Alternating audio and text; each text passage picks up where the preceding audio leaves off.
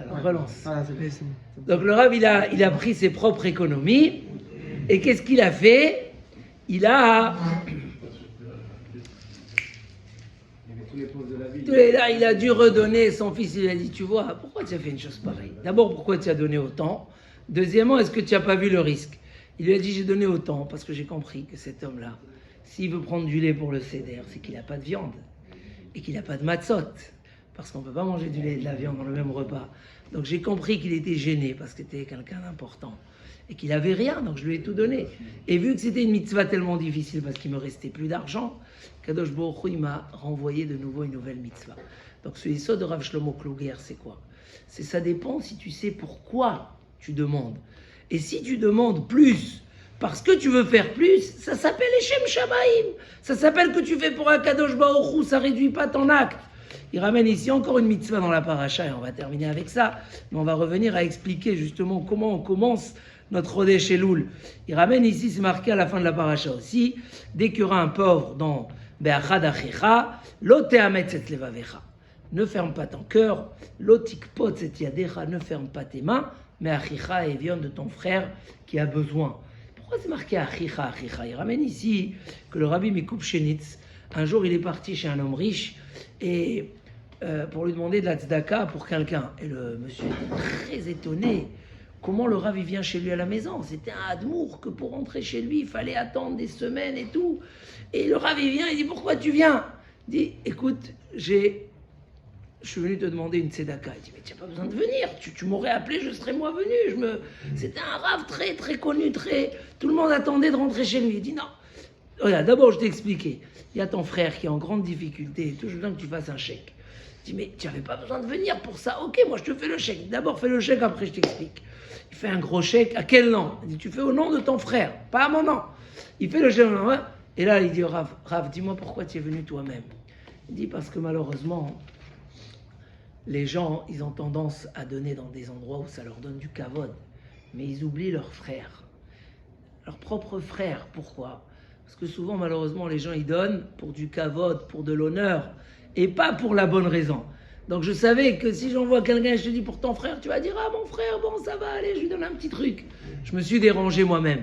Parce que des fois, c'est plus dur de donner pour un proche que... Pourquoi? Parce que là, il n'y a pas de kavod. Tu ne sais même pas s'il va te dire merci, s'il ne va pas faire le contraire. Al-Kol Panim, c'est quoi le Yesod? Que si dans la vie, on apprend, on sait pourquoi on fait les choses, alors après c'est beaucoup plus facile. Si celui qui fait le maaser, il sait qu'il veut plus parce qu'il veut donner plus, alors c'est pas difficile de donner plus quand il gagne plus, parce que c'était ça tout son but. Il dit Raphaël Shmolowitz que les vacances, ils ont un avantage. C'est quoi? C'est que on enlève la routine. Quand on revient, il y a de la hitrachut, on ressent le... Ah, c'est nouveau. Et bien, mettre dans la Torah, c'est marqué Asher anochim et tzavecha. Hayom, Chazal il dit c'est quoi Hayom? Bechol yom iyu be'enecha kechadashim. Quand on étudie, tous les jours il faut sentir comme si c'est nouveau. Quand on vient, on retrouve sa keïla, quand on réécoute des shiurim. Voilà le premier shiur aujourd'hui après les vacances. Ça doit être kechadashim. C'est quoi kechadashim? Il faut que ça soit comme si c'est quelque chose de nouveau. Ah, kechadashim, comme quelque chose de nouveau. Ah, ça donne de la simcha, tu ressens la beauté de la Torah. On voit même que dans le Beth Amikdash, il dit le Yarabetz, que quand un homme est rentré dans une porte, il ne devait pas ressortir de la même porte. Il devait sortir de l'autre porte. Pourquoi il dit le Yarabetz? L'homme, il rentre dans une routine très vite. Et le fait qu'il est sorti 2 fois de la même porte, pour lui, le Beth Amikdash, c'est comme sa maison. Comme ça écrit le Yarabetz. Et c'est une catastrophe. Le Beth Amikdash, tu dois sentir les sentiments de Gdusha. Là, on dit Elul. Quel bonheur, encore une fois, les slichot, ashrenu. On va faire El Melech Yoshev al Kisei Rachamim. On va faire tchouva sur nos erreurs, on aura la chance. Hein? Quelqu'un, il a envoyé les shiurim du... Et là-bas, c'est marqué tchouva besimcha. Le mois de Elul, tchouva avec beaucoup de simcha. Tchouva, c'est un peu des reproches. Mais quelle chance on a encore une fois une année de passer ces belles fêtes-là. Rosh Hashanah, Kippour, Mamash, c'est exceptionnel. Les vacances, c'est pour prendre des forces. C'est pas comme on va dire, d'autres personnes qui veulent des vacances. Parce que tout ce qui travaille, c'est pour aller en vacances. Donc quand les vacances ils arrivent, c'est le but de tout le travail. Les gens ils travaillent toute l'année, ils gardent des économies, ils dépensent tout dans les vacances. Pour celui que c'est ça le but, alors il voit les choses à l'envers.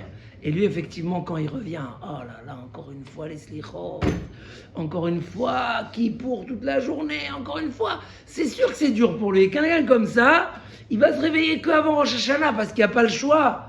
Mais sinon il est encore dans ses vacances. Mais pour celui qui a compris qu'au contraire, on a pris les vacances parce que c'était la fin de l'année juive. La fin de l'année juive. Et on avait besoin des forces. Mais je suis parti en vacances pour être un lion le mois de Elul. Alors, Bevadaï, Bevadaï, qu'au contraire, c'est une simcha tsuma. Et donc, je veux pas qu'on revienne.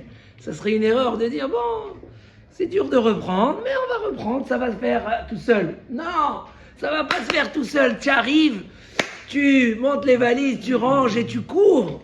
On disait que le Chafetz Chaim, il raconte son khatan, que quand le Chafetz Chaim, il revenait d'un voyage, il était très âgé.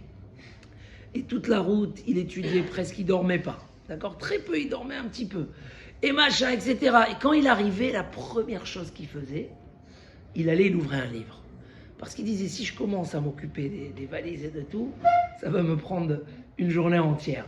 J'étudie, j'ai remis mon esprit en place, et maintenant je peux aller des valises. Et ça, c'était quand même quand il était âgé. Parce que le commencement va décider ce qui va venir après. Si on arrive à Jérémie, je vois que tu es tout frais, tout bronzé, bien arrivé, etc. Tu arrives, Baruch Hashem, la première chose, tu es arrivé à la tfila. Mais dès aujourd'hui, on prend les livres qu'il faut, les livres que je vais étudier ce mois-ci, on fait un gros Shabbat, Bezrat Hashem, et Rosh Chodesh, et les Slichot. Et avec ça, Bezrat Hashem, c'est nous les gagnants, parce que, et les vacances, ils ont eu leur intérêt, et on a eu des forces de profiter des meilleurs moments de l'année, Chodesh HaRachamim, les 40 jours des Rachamim et des Slichot. Voilà, s'habituer le message, s'habituer dans la vie à Sedvarim, les Shem Paolam. Fais les choses pour leurs bonnes raisons. Habitue-toi. Donc si les vacances, c'était pourquoi Jérémie ? C'était pour prendre des forces, pour être meilleur dans son travail, alors le travail il est encore plus facile. Pour celui que c'était le but de la vie, Chazve Shalom, alors c'est sûr que c'est très très difficile. Chazak, Chazak, Benit Chazek, Bezrat Hashem.